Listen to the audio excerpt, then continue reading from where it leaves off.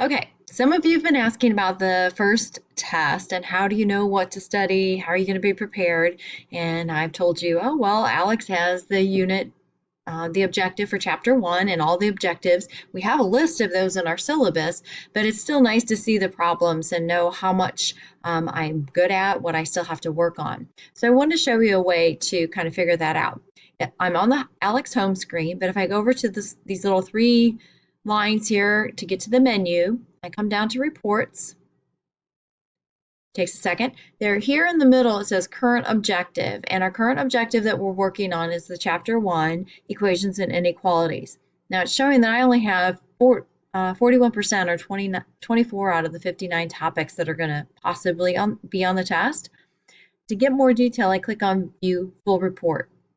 This will tell me what I'm ready to learn, what I've learned, what I've mastered, which means I'm really good at, and things that are locked, which means I'm not even ready to learn yet. So you can kind of get an idea for what those topics are, what's still ahead for you by clicking on that, getting a drop down, and then clicking on each individual topic, and it'll bring up a sample question so you can see what it is. So maybe you think, oh yeah, I think I actually know that. That just maybe means you have to spend a little bit more time in Alex than your minimum 3 hours a week. All right, so take a look, see where you're at. If you have questions, we'll talk about it in class on Tuesday. Have a good weekend.